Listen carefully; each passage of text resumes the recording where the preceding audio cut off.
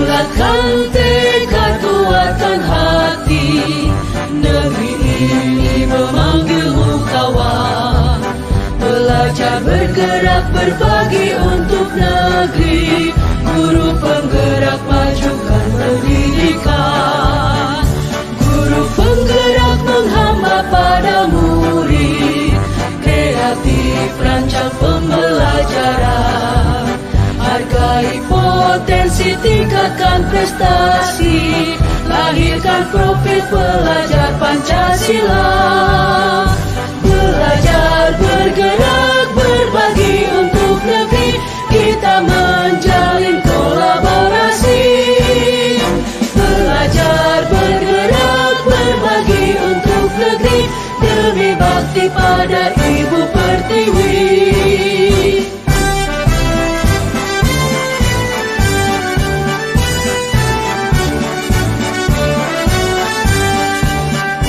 Bulatkan tekad, kuatkan hati. Negeri ini memanggilmu kawan. Belajar, bergerak, berbagi untuk negeri. Guru penggerak, majukan pendidikan.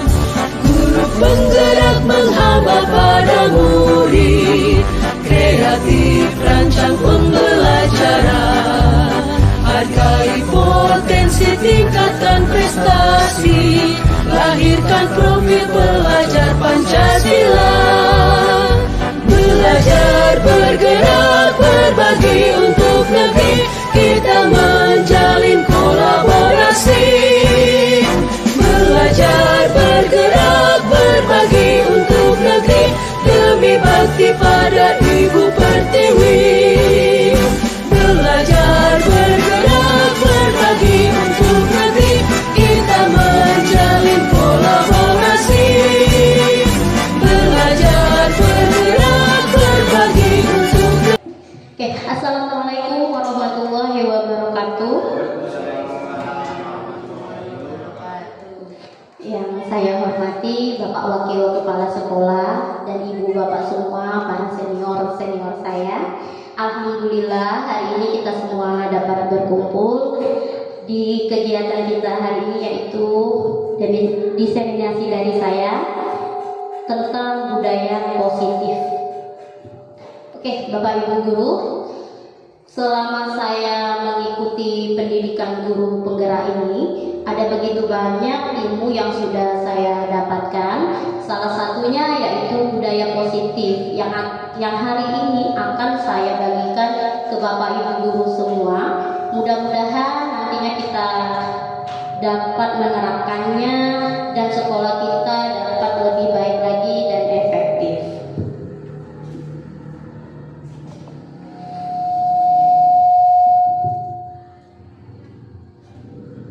Nah, Bapak Ibu Guru, untuk tujuan kegiatan hari ini kita akan memahami konsep paradigma baru tentang belajar, kemudian memahami makna dan penerapan disiplin positif. Kemudian kita juga akan memahami motivasi perilaku manusia dan kebutuhan dasar. Keempat, di situ ada kita akan menjelaskan atau kita akan memahami posisi kontrol restitusi dan mengaplikasikan keyakinan kelas dan segitiga restitusi. Oke, sebelum kita masuk ke apa yang harus saya paparkan hari ini, di sini ada 6 konsep inti budaya positif, yaitu disiplin positif dan nilai-nilai kebajikan, teori motivasi, hukuman dan penghargaan, kemudian ada keyakinan kelas, kebutuhan dasar manusia, restitusi, dan 5 posisi kontrol dan segitiga restitusi. Nah, Bapak Ibu Guru, sebelum kita masuk ke disiplin positif, kita akan mengulang sedikit tentang pembelajaran dengan paradigma baru. Nah, paradigma baru di sini seperti yang sudah biasa kita bahas di Kombel sebelumnya, kalau sekarang ini pembelajaran itu lebih berpusat kepada peserta didik atau kepada murid kita ya. Kalau yang dulunya kita itu pembelajaran lebih berpusat kepada kita, pengendalian murid. Nah, sekarang sebelum kita mulai, coba kita lakukan. Silakan Bapak Ibu guru menggenggamkan tangannya. Ayo, kita genggam tangan. Di sini bayangkan bahwa Anda menyimpan sesuatu yang sangat berharga di dalam kepalan. Ya, bayangkan. Jadi di sini Anda akan mempertahankan kepalan ini. Ini sangat-sangat berharga. Nah, silakan sekarang minta teman di sebelah Bapak Ibu untuk membukanya. Coba, ya, coba. Nah, ya, ini saking berharganya ya. Ini silakan minta teman sebelah untuk membukanya. Oke, oke. Kita ya. Silakan Pak Made. Silakan Pak Made. Coba dibuka genggaman tangan Pak Seh. Apakah bisa dibuka? Iya, ya. Oh bisa. Oh Bu Heni nggak bisa. Oke, ini nggak bisa. Ternyata Pak Made bisa membuka ya. Oke. Nah, ini yang akan kita bahas yaitu, coba ada pertanyaan. Apakah Anda membuka kepalan tangan Anda? Kalau Pak Made tadi? Ya. Iya. Oke, kalau Bu Heni tadi?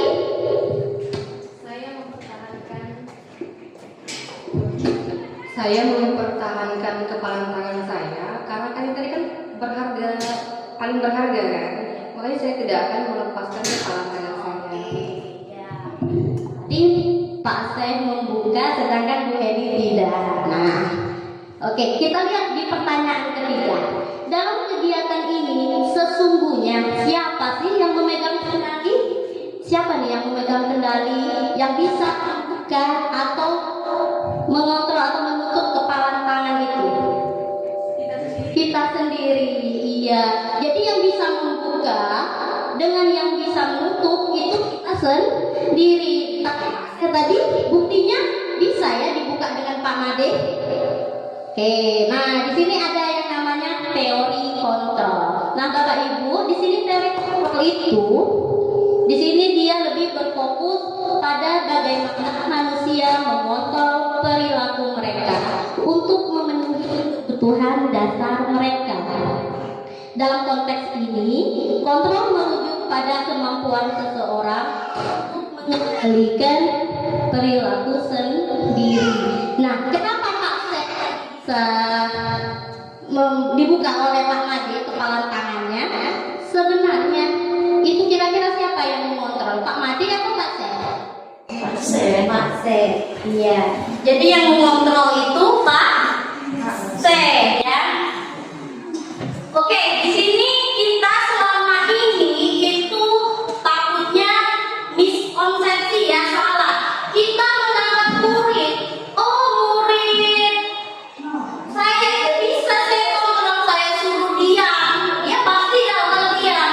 Padahal sesungguhnya yang bisa diam, yang mengatur dirinya itu mereka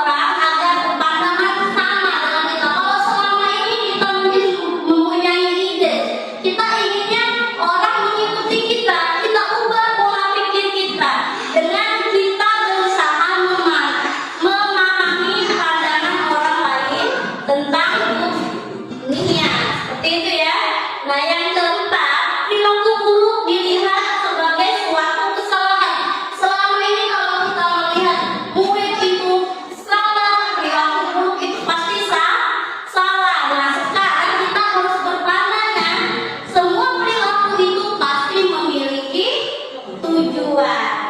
Nah, lanjut, orang lain bisa mengontrol saya. Oh, ternyata tadi sudah kita buktikan ya, ternyata hanya kita yang bisa mengontrol diri kita, iya, diri kita sendiri. Ini sama ya, saya bisa mengontrol orang lain, bisa ya. Oke, dan ini pemaksaan ada pada saat rujukan gagal. Di sini pemaksaan ada pada saat rujukan gagal. Kita buat pola pikirnya kolaborasi dan konsensus menciptakan pilihan-pilihan baru. Jadi jangan memaksa, kita bisa dengan berkolaborasi.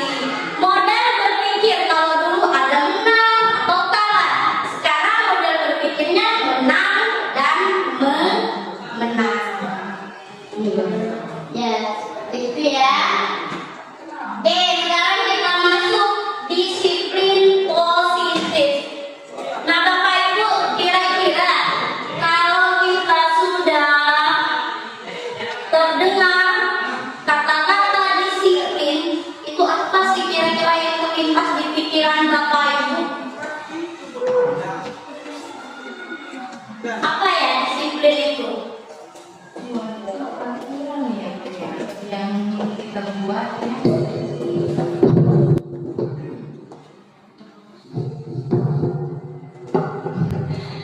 Kalau menurut pendapat saya Bu, kalau disiplin itu suatu aturan tataan agar kedepannya itu kita itu lebih bagus lagi ya Bu. Oh iya. Oke, tepuk tangan dulu untuk Bu Heni. Jadi kita itu taunya kalau ada kata disiplin itu kayaknya aturan, tata tertib, ya kan? Nah, ternyata nih kita lihat dulu ya. Nah, ternyata nih disiplin itu berasal dari kata belajar. Disiplin itu berasal dari kata belajar. Di sini disiplin mengacu pada disiplin diri. Jadi belajar mendisiplinkan diri atau di sini yang memiliki tanggung jawab terhadap apa yang dilakukannya. Jadi belajar untuk melakukan nilai-nilai yang ada di dirinya sendiri. Nah, bagaimana dengan disiplin positif? Disiplin positif di sini adalah penerapannya ya, salah satu cara penerapan disiplin untuk disiplin diri yang bertujuannya untuk menumbuhkan kesadaran serta memberikan dukungan kepada murid tanpa imbalan, hukuman atau penghargaan atau ancaman. Jadi di sini kita tujuannya adalah bertujuan mereka sadar sendiri untuk menumbuhkan nilai-nilai yang mereka percayai. Nah, sekarang nilai-nilai yang seperti apa? Di sini saya mengambil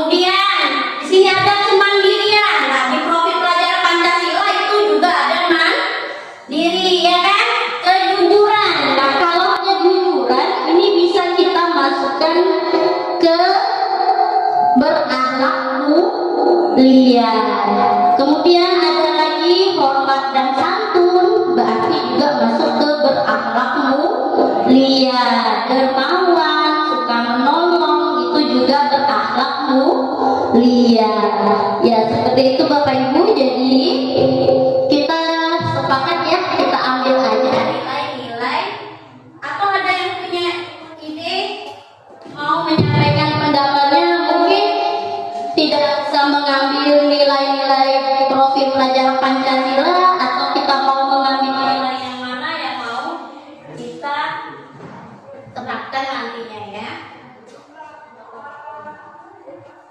Nah, Bapak Ibu, nilai kebajikan yang kita sepakati itu profil pelajar Pancasila yang nantinya akan kita terapkan di sekolah kita ya. Nah, oke, ini ada beberapa penerapan yang sudah saya lakukan seperti berdoa ketika mau mulai pembelajaran, terus mengajak siswa untuk bergotong royong, menyambut siswa di saat akan masuk, di saat mereka datang ke sekolah dengan cara bersaliman dan di saat pembelajaran juga kami menerapkan kolaborasi untuk mereka dapat saling menghormati dan bertukar pendapat. Nah, sekarang kita bahas motivasi perilaku manusia. Nah, Bapak Ibu, pernah tidak nih melakukan sesuatu untuk mendapatkan senyuman, atau di sini untuk mendapatkan hadiah, atau untuk mendapatkan uang? Pernah tidak? Iya, jadi kita itu kalau melakukan sesuatu kadang pengen dilihat oleh si A, ya kelihatan bagus atau kayak mana ya. Nah, jadi di sini yang kita bahas adalah motivasi perilaku manusia. Nah, untuk murid-murid kita nih kembalinya ya, motivasi perilaku seperti apa nih yang ada pada murid kita? Di sini ada 3 contohnya. Di sini bisa mereka untuk menghindari ketidaknyamanan atau hukuman. Motivasi yang kedua untuk mendapatkan imbalan atau penghargaan dari orang lain. Dan yang ketiga untuk menjadi orang yang mereka inginkan dan menghargai diri sendiri dengan nilai-nilai yang mereka percaya. Nah, ternyata nih mereka itu ada motivasi tersendiri. Apa yang mereka lakukan itu mereka punya motivasi. Misalkan kita menyuruh murid, kalian diam. Ternyata bisa jadi kenapa dia diam tadi juga karena mereka takut hukuman, untuk menghindari hukuman, ya kan? Dia bisa untuk menghindari hukuman. Nah, juga bisa juga di sini misalkan mereka mau mengerjakan sesuatu inginnya mendapatkan penghargaan dari guru, atau misalkan dia guru ini memberi saya nilai yang lebih besar. Nah, ternyata nih ada lagi yang terakhir. Di sini mereka benar-benar menjadi orang yang mereka inginkan, menghargai diri sendiri dengan nilai yang mereka percaya. Jadi itu benar-benar keluar dari dalam diri mereka. Jadi mereka mengerjakan sesuatu itu karena memang keinginan dari dalam dirinya. Nah, motivasi yang seperti ini Bapak Ibu, ini yang dua itu termasuk ke motivasi ekstrinsik. Nah, sedangkan yang ini intrinsik. Ini kenapa dikatakan ekstrinsik? Karena mereka melakukan sesuatu itu terdapat pengaruh dari luar, iya dari orang lain. Sedangkan yang ini mereka sendiri, dari diri mereka sendiri, karena mereka meyakini nilai-nilai yang sudah mereka percaya.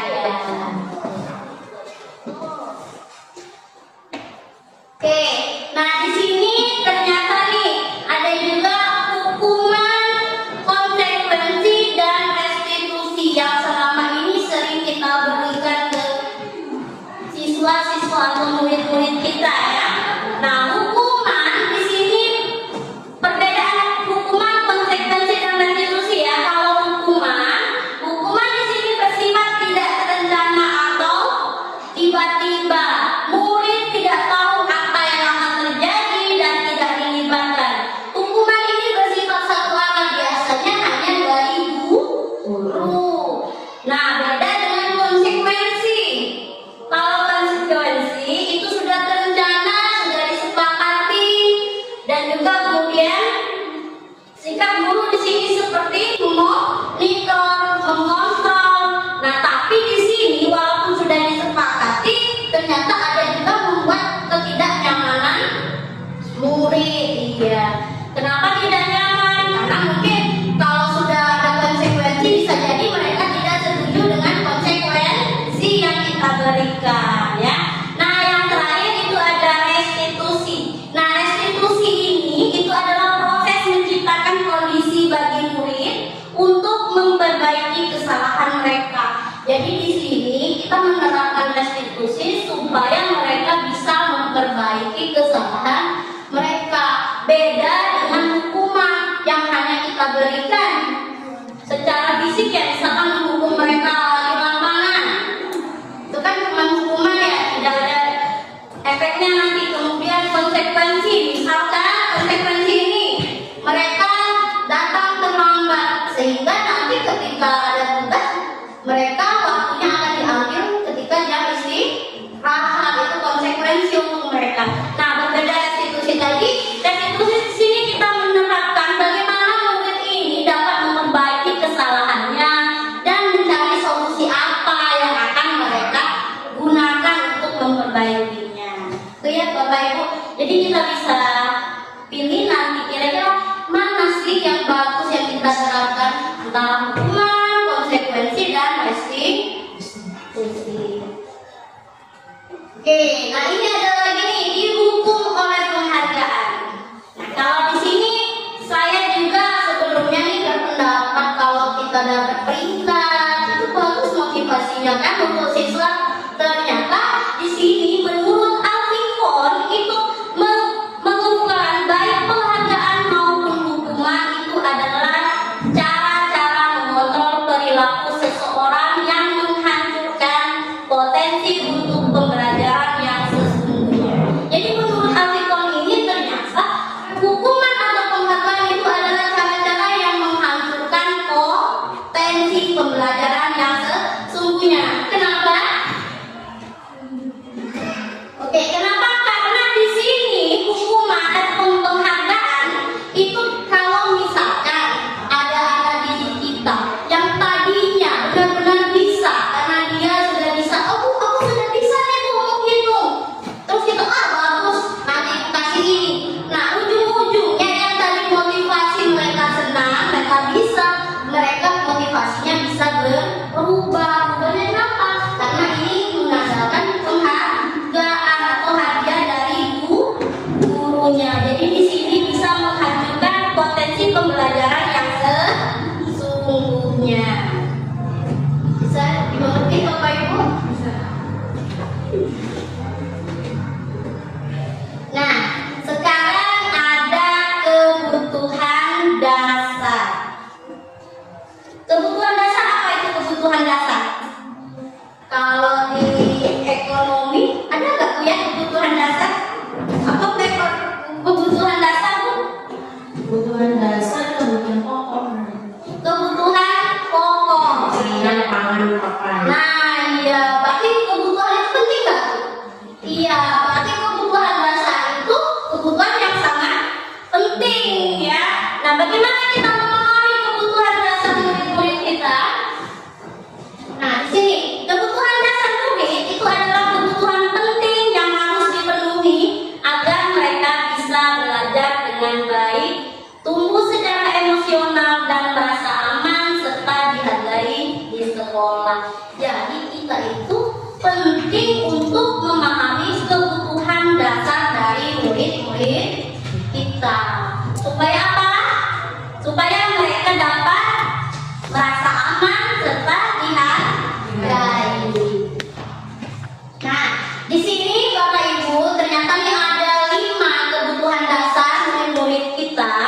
Di sini ada kebutuhan dasar kesenangan, cinta dan kasih sayang, kebebasan, penguasaan, bertahan hidup. Ini ternyata nih kebutuhan mereka. Jadi kalau misalkan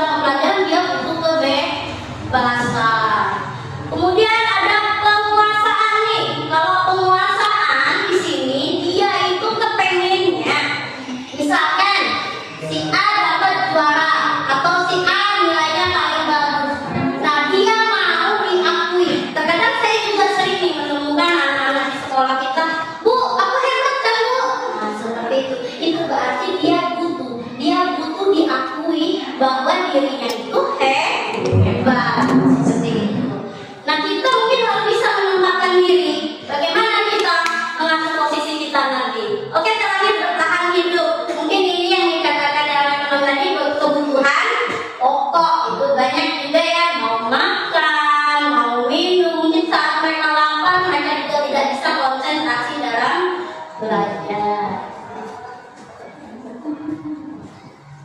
Nah, ini ada posisi kontrol restitusi.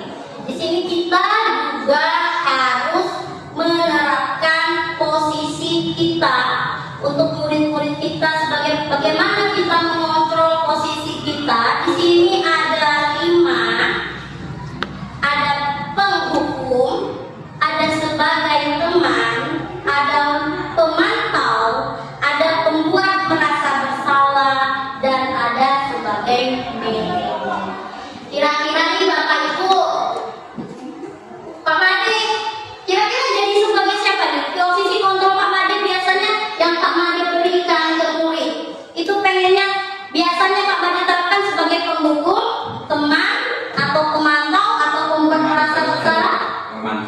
Pemantau, oke, bagus juga ya. Pak Made biasanya menggunakan posisi kontrol pemantau.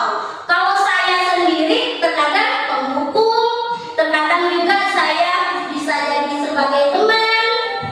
Kalau kayak ini Untuk sekarang mungkin masih menghukum Bu. penghukum, ya. Jadi memang kita bisa punya posisi kontrol sendiri-sendiri ya. Oke, sekarang saya coba lihat di sini. Oke, lihat di sini 5 posisi kontrol. Apa sih hasilnya dengan kontrol yang kita berikan, posisi kontrol yang kita terapkan ke siswa-siswa atau murid kita? Nih, jika kita sebagai penghukum, biasanya kita menghadir-hadir atau menunjuk, menyakiti. Awas ya kamu ya, nanti ibu akan melakukan ini, ibu akan menghukum kamu. Nah, di sini berkata seperti itu, kalau kamu tidak melakukannya, awas. Itu biasa ya kalau kita sebagai penghukum. Hasilnya apa? Jadi jangan heran nanti kalau ada murid itu memberontak atau menyalahkan orang lain. Ya, kebanyakan seperti itu ya. Ada tuh anaknya kalau kita marah, justru dia tuh memberontak. Ini memang hasilnya ya. Oke, lanjut, membuat orang merasa bersalah. Ini kita seolah-olah berceramah, kita buat itu kecewa sama kamu. Tadi kan itu sudah seperti ini, tapi kok kamu masih kayak ini sih? Nah, kita membuat mereka untuk sadar, kita membuat mereka merasa bersalah. Apa sih hasilnya dengan kita membuat mereka merasa bersalah? Di sini hasilnya nanti mereka justru menyembunyikan, menyangkal dan berbohong. Pasti mereka juga bilangnya, iya enggak Bu, memang enggak Bu, saya itu memang enggak gitu.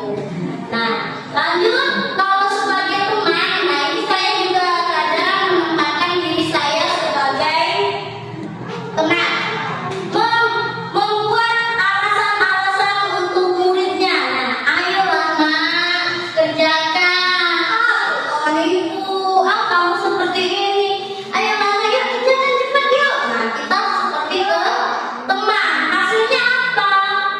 Nanti mereka ketergantungan. Kenapa bisa ketergantungan? Jadi kalau mereka sudah ketergantungan dan kita, dia merasa kita kan temannya. Kalau ketika kita mengecewakannya, otomatis dia tidak akan menurut ya. Oke, pemantau. Nah, ini yang Pak Made tadi ya, pemantau. Pemantau itu yang seperti apa? Menghitung dan mengukur. Jadi kita sudah ada, Pak Made sudah tahu nih salahnya si A, apa peraturannya. Kamu sudah tahu kan? Sudah saya kasih tahu kemarin seperti ini. Kalau kamu berbuat seperti ini, jadi ini yang namanya pemantau.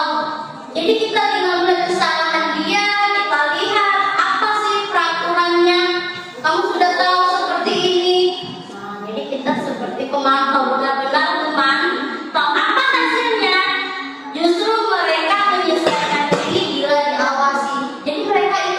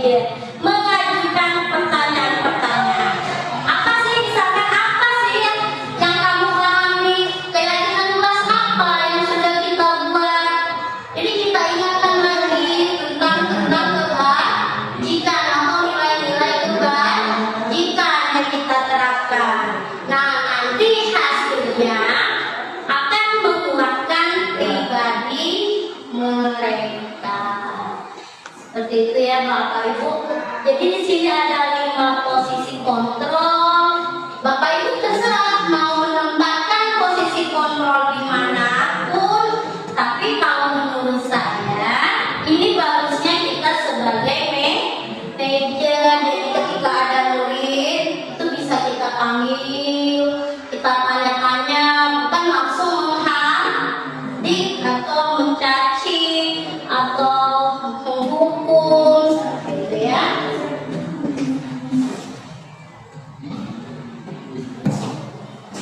Oke Bapak Ibu, sepertinya kelihatan mulai tidak semangat ya. Coba kita tepuk tangan dulu dong sebentar. Kita tepuk tangannya mengikuti gerakan tangan saya ya. Kalau tangan saya turun, tepuk tangannya yang pelan-pelan saja. Ketika tangan saya naik, tepuk tangannya lebih kencang dan keras. Oke Bapak Ibu? Oke, mulai ya. Oke.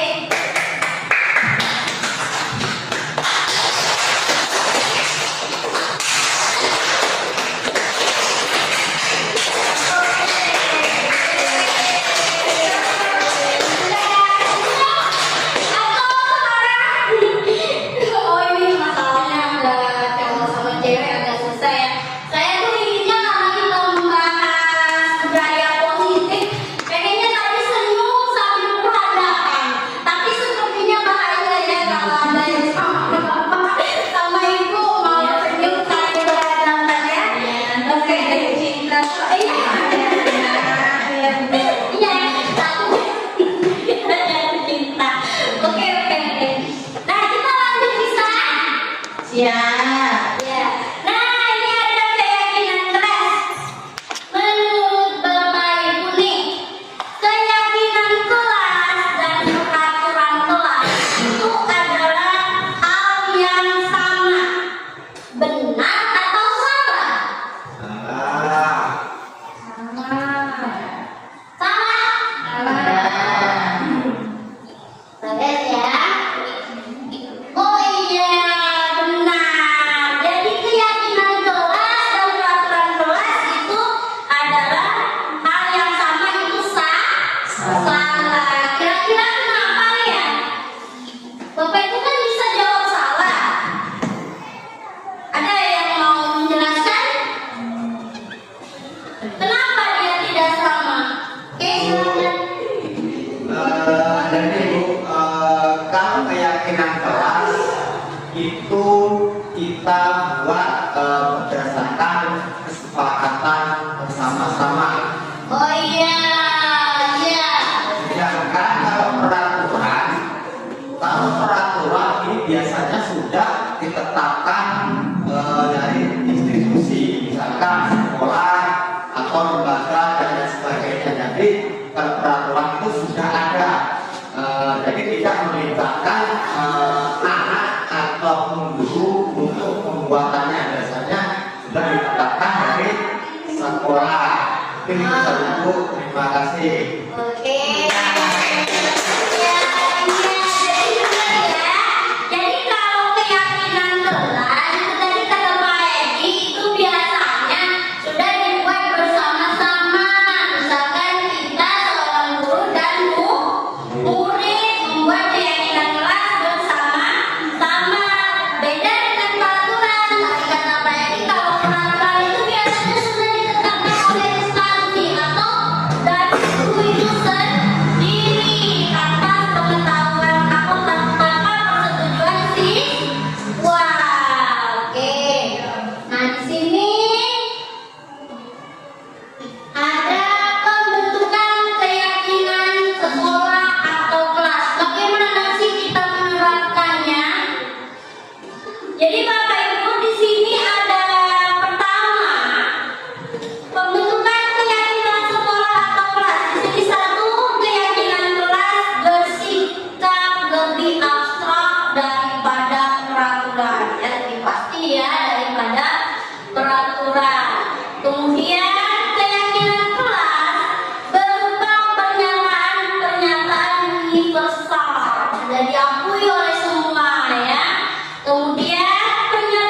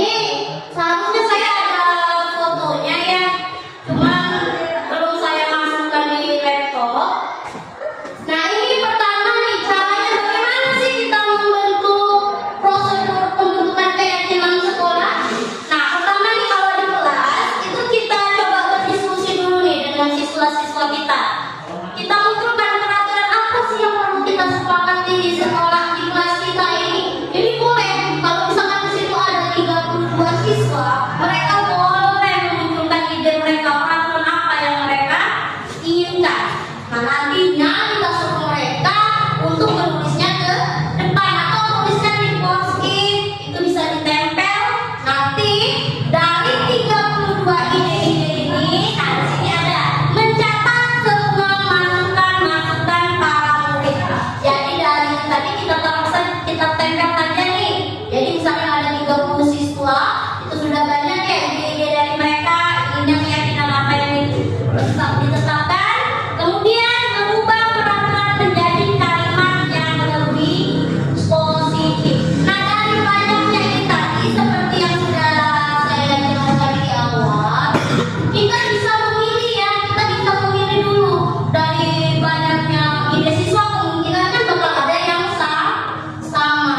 Nah bisa kita ambil dulu, kita saring kan tentang kalimat-kalimat yang mana yang akan kita ambil. Nah baru di sini mengubah peraturan menjadi kalimat yang lebih positif. Maksudnya di sini itu misalkan kita membuat peraturan jangan membuang sampah di sembarang tempat.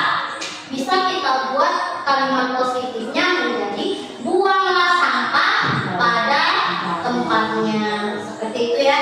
Jadi kita gunakan kira-kira apa lagi? Kata-kata positif misalkan nih, baju, jangan mengeluarkan baju. Ya kan? Kita bisa buat juga kata positifnya berpakaianlah yang rapi. Atau di situ kita buat lagi jangan datang terlambat. Kita buat lagi datang tepat waktu. Kenapa kita inginnya pakai yang positif?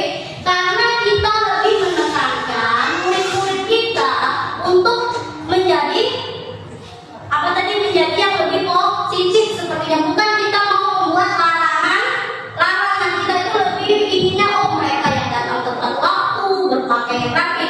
Kita tulis apa saja yang ingin kita munculkan pada dirimu murid. Nah kemudian ada lagi, ajak warga sekolah atau murid-murid menemukan nilai-nilai. Nah ini yang kata saya tadi ya, misalkan mencontek, jangan mencontek. Kita temukan berarti nilai-nilainya kejujuran.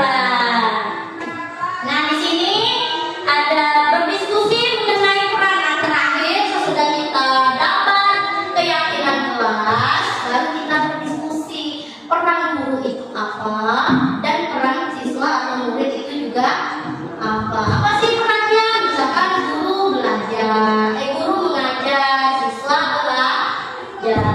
Oke, terakhir di sini sama tadi, tinjau ulang keyakinan sekolah atau kelas secara bersama-sama dari waktu ke waktu sampai mana berjalan atau tidak keyakinan ini, dan bisa disepakati ulang. Nah ini Bapak Ibu yang tadi sudah saya bahas. Di pertama ada yang kita tetapkan hukuman. Tadi ada hukuman, ada penghargaan, ada konsekuensi, dan ada restitusi. Nah ini salah satu contoh segitiga restitusi. Cara kita mengatasi apa itu sebuah strategi yang dapat dilakukan sebagai proses menciptakan kondisi menuntut murid untuk memperbaiki kesalahannya sehingga mereka bisa kembali pada kelompok mereka dengan karakter yang lebih baik. Jadi segitiga restitusi ini untuk proses untuk mereka dapat memperbaiki kesalahannya dan dapat mencari solusi apa yang baik. Nah, di sini ada 3 tahapan segitiga restitusi yang dapat kita terapkan ya, Bapak Ibu. Di sini ada segitiga restitusi. Yang pertama itu adalah menstabilkan identitas.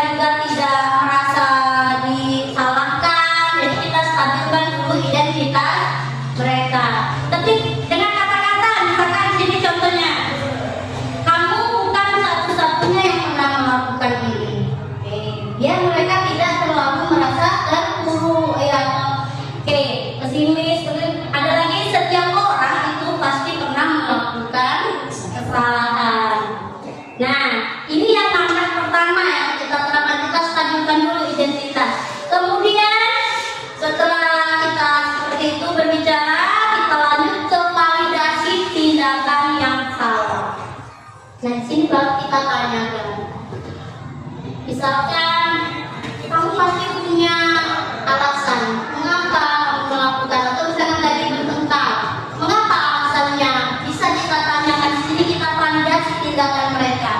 Dengan ada lagi di sini, boleh kita langsung menanyakan juga, ada cara yang lebih efektif. Misalkan mereka ada yang menonjol, ada nggak sih cara yang lebih efektif selain menonjol atau apa? Nah, di sini kita validasi dulu tindakan yang salah. Nah, yang terakhir, tahapan terakhir ini adalah menanyakan keyakinan. Nah, baru kita ingatkan seperti tadi.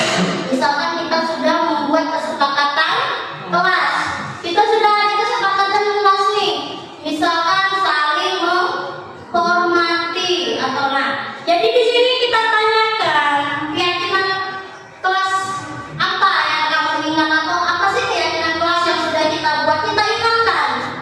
Nah, ketika mereka sudah ingat, kita dan kamu inginnya jadi orang yang seperti apa. Jadi kita benar-benar menuntun mereka untuk mencari solusi atau menemukan apa sih yang akan dilakukan selanjutnya, bukan langsung menyalahkan mereka.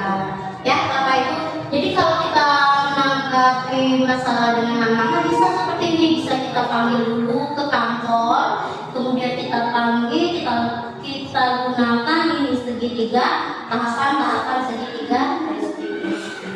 Oke Bapak Ibu, jadi inilah tadi tahapan-tahapan kita untuk melakukan segitiga restitusi. Ini saya ada contoh, kemarin saya sudah menerapkan tahapan segitiga restitusi pada Cynthia di kelas anak kelas 10. Bisa kita lihat ya sekarang.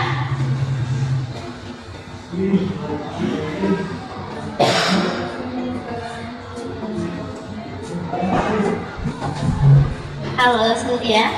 Halo. Kabar?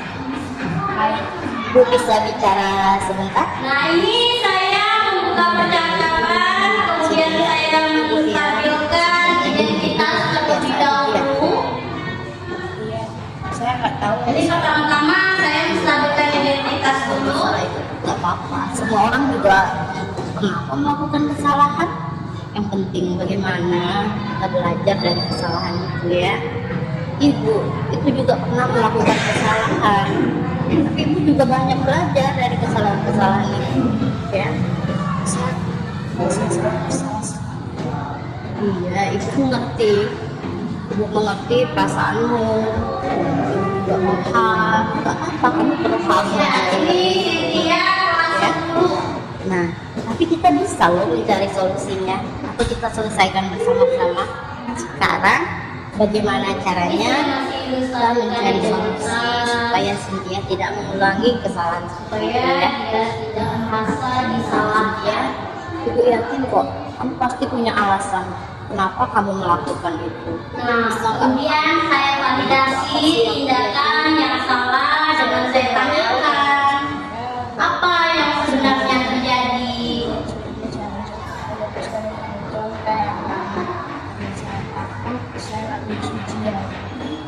Oh iya, terima kasih ya sudah jujur sama ibu. Kamu pasti saat itu merasa sangat tertekan ya.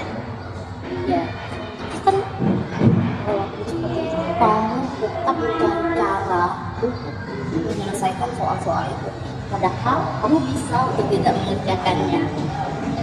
Nah, walaupun cara yang kamu lakukan itu tidak benar, ya, tapi itu sudah menunjukkan bahwa kamu peduli dengan hasil belajarmu.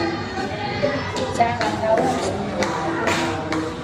Kamu berhak untuk mempertahankan semangat yang baik, tetapi kamu harus menambahkan apa yang baru lagi, yaitu nilai kejujuran, ya.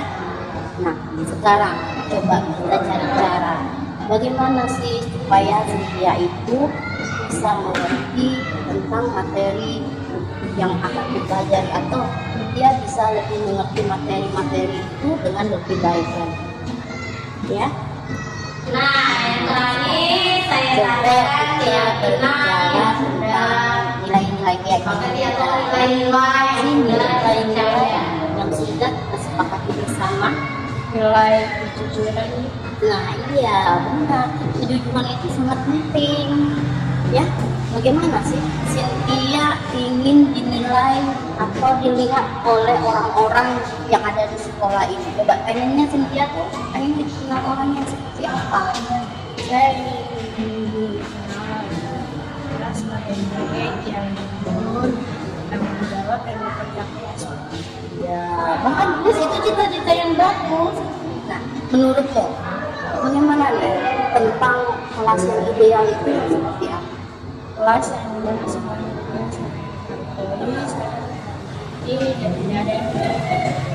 bagus sekali.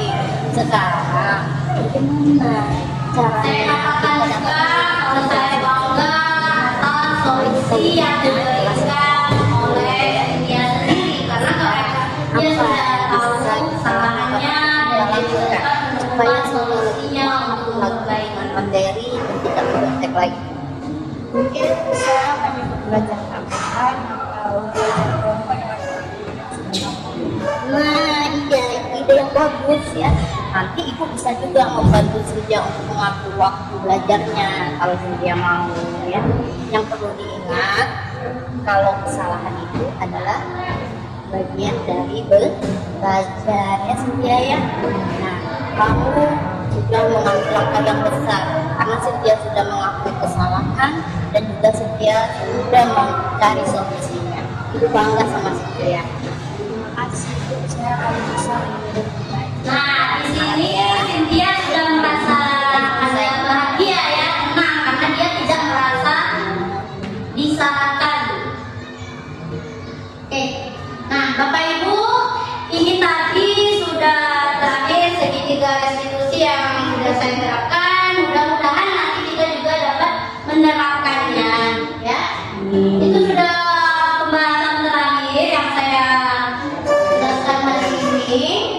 Mungkin sekarang untuk Bapak Ibu ada tidak sih yang ingin ditanyakan atau mau memberikan ide atau pendapatnya untuk saya? Boleh ya Bapak Ibu? Persilakan yang mau bertanya.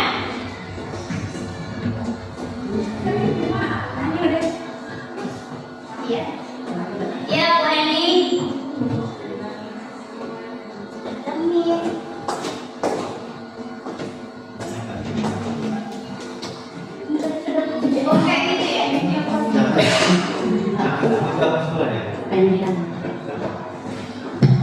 Iya, soalnya aku udah make. Oh, udah nyampe Bu Eni. Berdiri. Iya, di sini. Berdiri.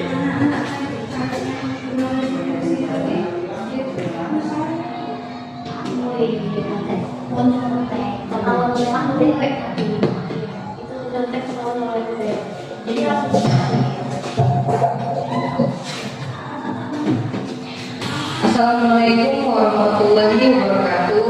Waalaikumsalam warahmatullahi wabarakatuh. Terima kasih kepada Bu Andrea sudah mempresentasikan tentang disiplin positif ya.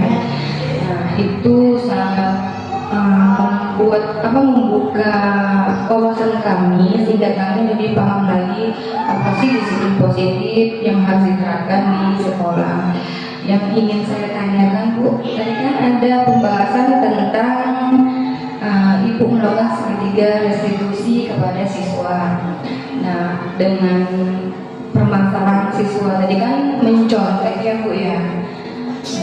Ketika siswa itu ketahuan mencontek tuh, apakah Ibu langsung gimana ya? Langsung melakukan tindakan di kelas itu dulu, baru Ibu panggil siswanya, atau ketika dia mencontek, Ibu hanya lihat saja siswanya, baru kemudian Ibu panggil ke kantor setelah pelajaran selesai. Mohon ini Bu jawabannya Bu, kami masih agak bingung-bingung gitu Bu ya. Terima kasih Bu Andrea.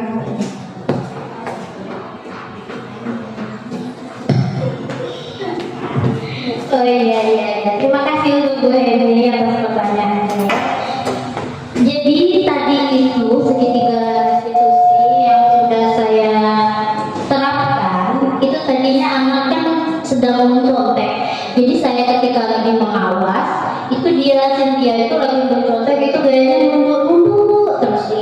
kelas kan.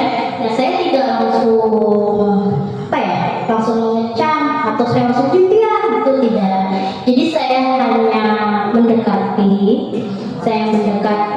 supaya saya juga tidak membuat temannya yang lain tahu, karena saya tahu nanti dia berkecil hati. Jadi saya hanya mendekati, saya tepuk bahunya atau apa, sekedar memberi lirikan atau tanda kalau saya tahu bahwa saya itu tahu kalau dia itu sedang mencontek, seperti itu Bu. Jadi nanti dia kan merasa tahu ya, udah selesai, dan dia udah tahu kalau gurunya ini sudah tahu kalau dia mencontek. Nah itu belum, saya tidak langsung meminta dia ke kantor atau menemui saya. Nanti setelahnya ketika dia mau mengumpul, saya bicarakan baik-baik Cynthia. Nanti setelah istirahat, Cynthia temuin Bu ya, seperti itu. Karena menurut saya rasa tidak bagus juga Bu ya kalau kita langsung memberikan sanksi di situ. Saya takutnya nanti anaknya merasa kecewa, down kan, jadi dia pesimis dan tidak mau lagi mengikuti pelajaran saya. Seperti itu juga sih banyak anak. Terima kasih Mbak Saya. Terima kasih Doni. Ada lagi yang ingin bertanya Bapak Ibu? Silakan Kase. Iya, tidak sampai ke sini aja Pak. Iya.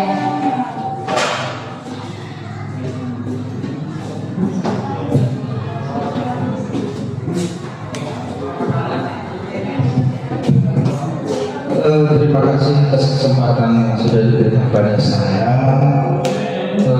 Saya juga merasa bangga pada hari ini telah menyampaikan diseminasi atau penyampaian informasi pada kita tentang pengetahuan yang intinya tadi membahas mengenai masalah budaya positif. Saya juga tertarik mungkin pertanyaan sama dengan Ibu Penny mengenai masalah restitusi segitiga restitusi.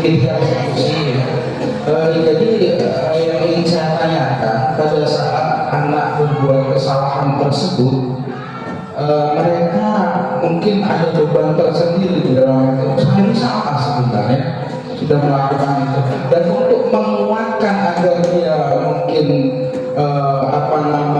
terbawa kesalahan tersebut yang terus menjadi bebannya, itu sebagai seorang guru seperti tadi yang kita lihat di tayangan itu, untuk menguatkan itu, untuk menguatkan agar siswa tersebut tidak berkepanjangan merasa salah itu.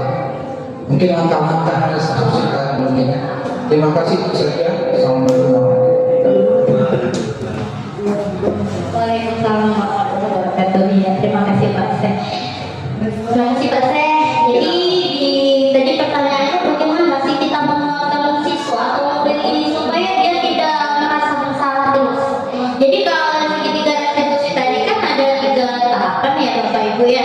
Yang pertama kita menstabilkan identitas, itu sudah salah satunya supaya mereka tidak merasa disalahkan. Nah di sini saya mengatakan, oke, berbuat salah itu tidak apa-apa. Jadi saya kasih penguatan juga seperti itu Pak saya. Jadi tapi bukan berarti kita minta mereka bersalah. Cuma di sini saya terangkan, berbuat salah itu tidak apa-apa. Cuman jadikan ini sebagai pembelajaran seperti itu. Jadi ya kita buat tadi, kemudian selanjutnya saya validasi apa sih yang terjadi, apa yang membuat misalkan tadi mencontek apa. Nah ternyata dia kan tidak belajar. Nah jadi kan di sini juga saya langsung menggali apa yang bisa dilakukan Cynthia supaya tidak mencontek. Nah ternyata dia bisa menemukan sendiri Pak. Mungkin dia bisa belajar lebih banyak lagi seperti itu. Jadi untuk penguatan kita tetap berbicara. Kalau saya di sini berbicara berbuat salah tidak apa-apa, tapi jadikan kesalahan itu sebagai pembelajaran ke depannya. Seperti itu Bapak. Terima kasih Pak. Bapak Ibu, ada yang ingin ditanyakan lagi? Tidak ada. Oke, terima kasih. Saya ucapkan terima kasih untuk waktunya semua. Mudah-mudahan apa yang sudah saya bagikan, saya berikan ke Bapak Ibu semua bermanfaat untuk kita. Kita dapat menerapkan tadi Pak ya, nilai-nilai kebajikan sesuai profil pelajar Pancasila. Nantinya ini semua bisa kita susun ya Bapak Ibu. Kita maunya murid kita seperti apa sih? Nah itu bisa kita terapkan kesepakatan kelas atau kesepakatan sekolah. Seperti itu ya Bapak Ibu. Oke, karena tidak ada lagi